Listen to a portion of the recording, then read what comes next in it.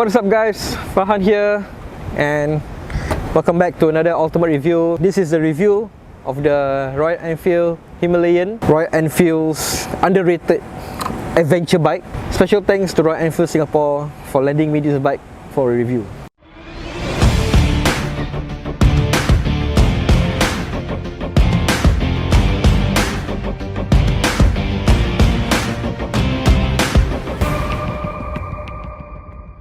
Okay, so let's start off with the riding review of the Royal Enfield Himalayan.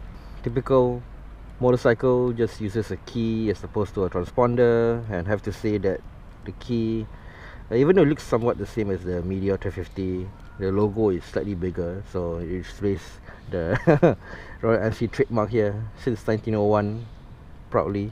Okay, starting her up, putting the key in the ignition, twist the ignition, press the starter, then pull in the clutch, engage first gear, and we're off.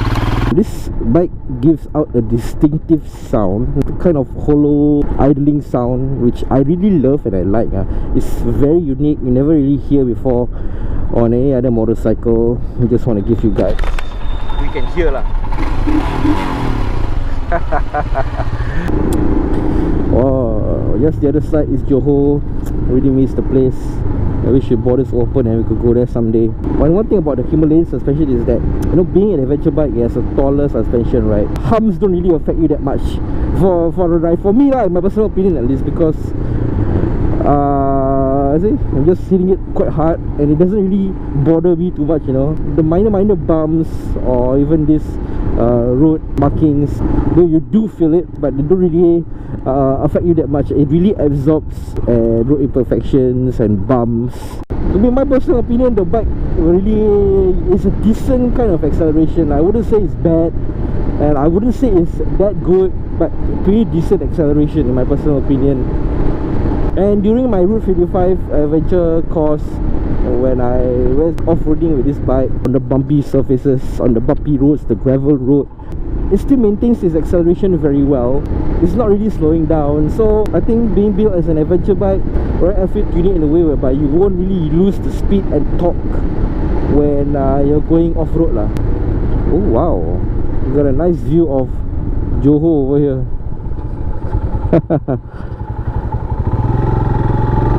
And leading into the roundabout right there, or what they call the cul-de-sac, as some people call it,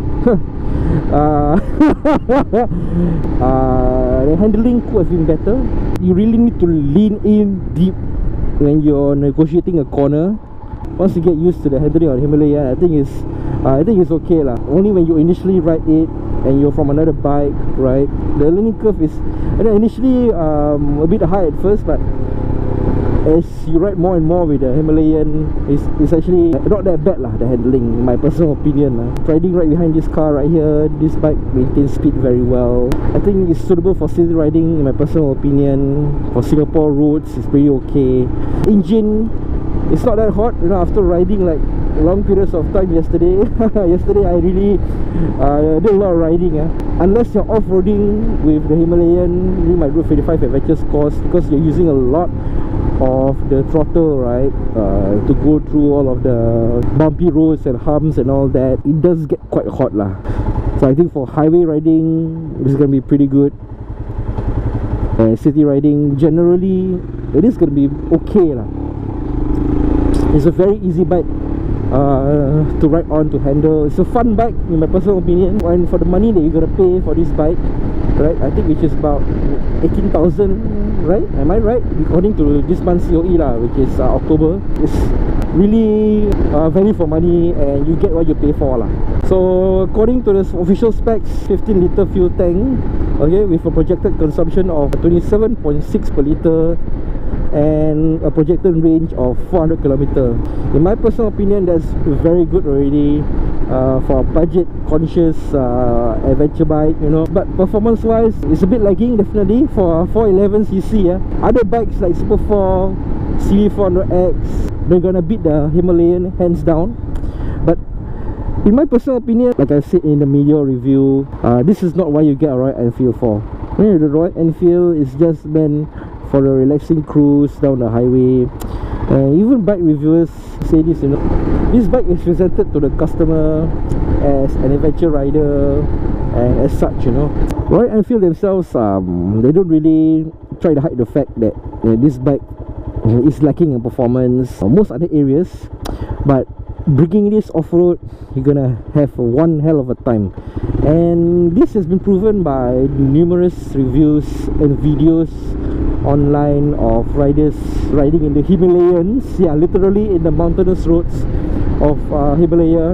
It can really go off-road, and whatever, anything and everything you throw at it, it will be able to traverse through the gravel, the snow, and everything is really built for the Himalayans. It's really built for the off-road. And riding this bike during the Route 55 Adventures course, oh, I can tell you, superb lah, brothers. Superb, no doubt about it. This truck is like conquering 2 lanes. Marketed as an adventure tourer with the ability of an easy daily, the Royal Enfield Himalayan had been in development for 2 years before it was launched in 2016. The Himalayan name links to Royal Enfield's heritage as a brand of choice of the Indian Army in 1955, using the Bullet 500 in the Himalayan mountains. Unlike most adventure touring bikes of today, the Himalayan lacks many of the modern electronic features of mainstream ADVs, such as cruise control, traction control, riding modes, etc. The Himalayan is mostly mechanically spotted by design, easily making it repairable by anyone with basic mechanical knowledge. Its engine is also fairly basic, named by Royal Enfield as the LS410 engine. It's a 411cc air-cooled single-cylinder 4-stroke SOHC with fuel injection and a 5-speed constant mesh manual transmission.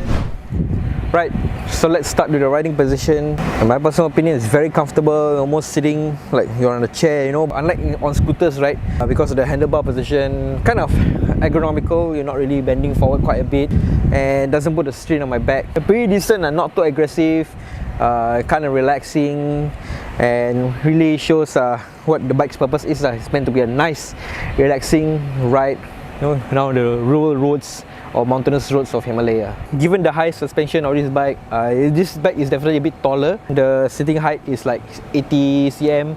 So for myself, being 165, the ball on my foot is actually on the ground. A bit too high for me, but not that bad lah, in my personal opinion. Almost similar to my NC.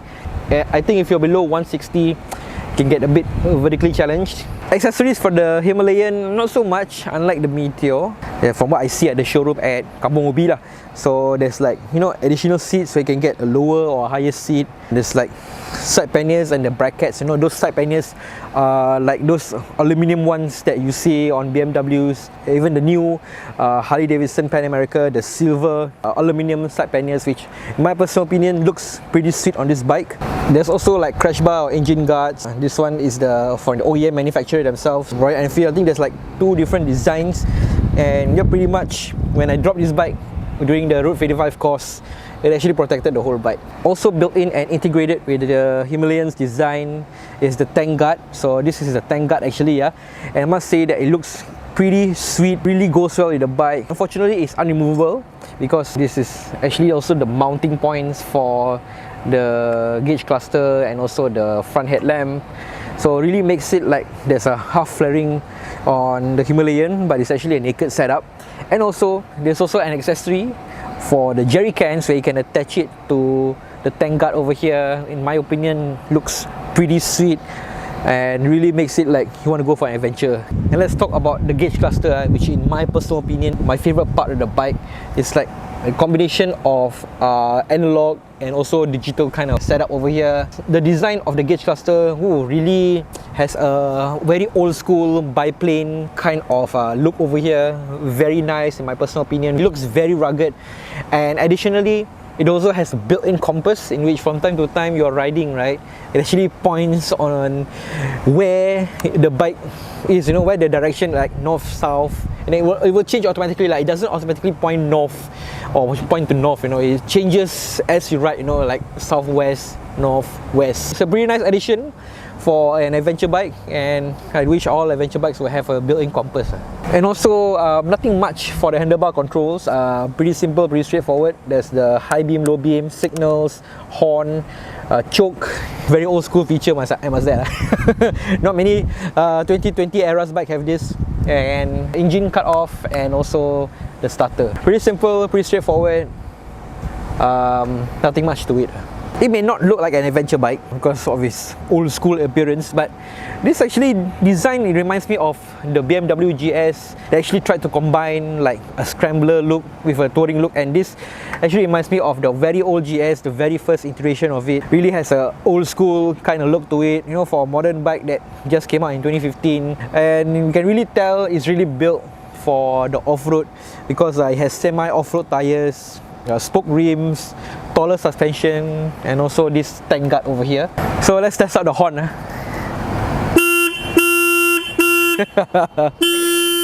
must say it's a reminiscent of those 60 eras mini car. Really has a old school kind of sound to it. So let's talk about the price for the Himalayan. This is actually the 2020 model, which is last year's model. 17,600 with October COE, and comes with 2 years unlimited mileage warranty, and also a whole range of colors, which is the granite black, snow white, rock red, lake blue, gravel grey, and this awesome looking sleek grey over here, which has this kind of like a camo pattern on it, in which, in my opinion, really looks very sweet, very nice. And I think if you're riding in the Himalayas in the snow, right, the bike will probably blend into the background pretty well. There's also a 2021 model which is coming up very soon. Currently the bike is at LTA, getting the approval and homologation process. So this is gonna cost like 18,600. Comes in like granite black, pine green, rock red, lake blue, and gravel grey. And there's actually not much changes to the design of the bike in general, but it's gonna come with rear rack that you can fit a top box on it, and also the triple navigation that comes standard with the Meteor 350, and you're also able to turn on and off the ABS lah, which in my personal opinion, ABS is necessary lah.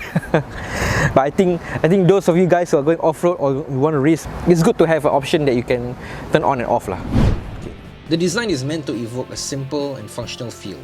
Supposedly, inspiration came from the Himalayan mountain range itself. Personally, it does have a throwback, rugged look to it, more to serving a purpose as opposed to aesthetic itself. Looks pretty retro and functional overall. Testing is also done in the UK and the Himalayan mountains itself, going through rocks, mud, snow, sand, almost every condition imaginable.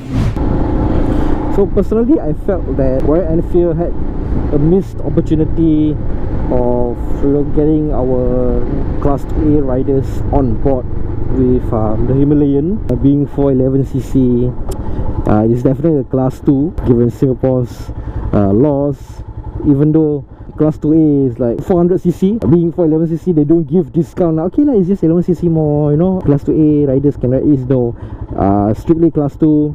And generally, younger riders such as myself, you know, people in my generation, if they have a Class 2, they will want to get a Class 2 bike lah, you know, which is higher in cc. They will go for something like, you know, 650, 750, 900, or even 1000, you know. Generally, the Class 2 riders were thinking lah, why the hell would I want to ride a Class 2 bike, you know, with a Class 2A performance? And being Royal Enfield, performance is not the top priority on why you get a Royal Enfield. You get a Royal Enfield to enjoy the ride. 411cc engine of this Himalayan is definitely meant to mitigate the off-road terrains that this bike is going to be going through, you know. It's not so much about the power, but more of the torque. In terms of torque, the Himalayan hands down is good lah. There, as you can see,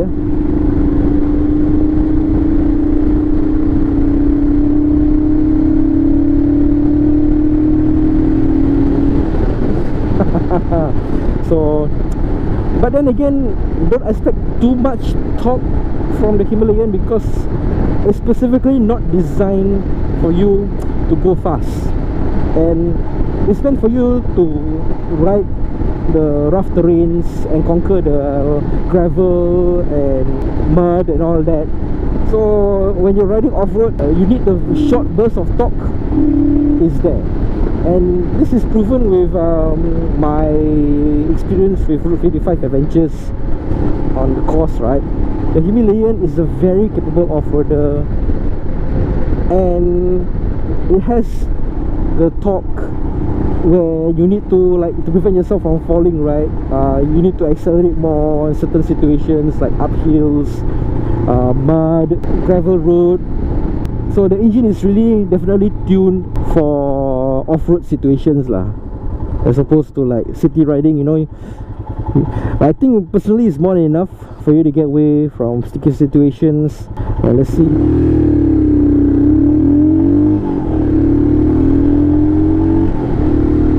Really good launch, but personally I think a Super 4, you know, or a SCB 400X even will definitely beat me to the line lah. After the line, like after a while you get a short boost, right? They will definitely go and accelerate faster than me. I think my personal opinion is a fast, free and functional motorcycle. It takes on the city streets very easily.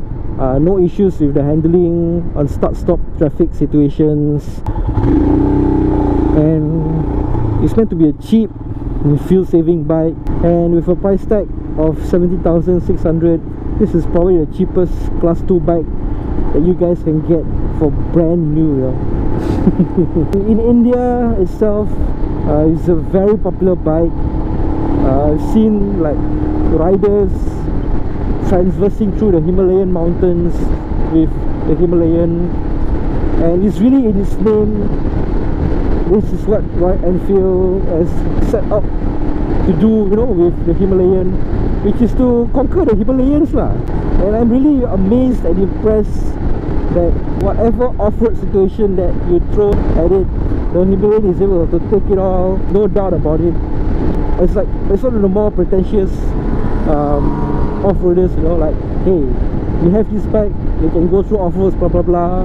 Once you sit on it, you will know how fun the bike is, how awesome, you know, the handling is once you get used to the bike, you know. And definitely the Himalayan is not for everybody, you know. Most riders seek thrill, high performance on a bike. But if you are a guy who wants to relax, you know, who wants a cheap, simple, fun, but at the same time he's able to do more than what a cheap bike can do, right? The Himalayan is definitely a suitable bike, yeah. And personally I think that it's going to be a good overlander also, given that this bike is meant to take on the long distances in India. And I really love the Himalayan, you know. You don't really need to think about, like, it really takes away all of the troubles of riding a motorbike. The Himalayan is a bike that you enjoy and ride on for the pleasure of riding. With a name like Himalayan, you can expect that Royal Enfield has done their due diligence and built an ADV that is simple, practical, and able to handle anything you throw at it, proven by the tests and videos of many riders that transverse through the Himalayan mountain range with it. It may not be flashy, attention-grabbing, lacking the power and riding aids that ADVs usually have, but in its heart is an adventure bike, born out of the cold, rocky trails of the Himalayas. And only Royal Enfield has that bragging right.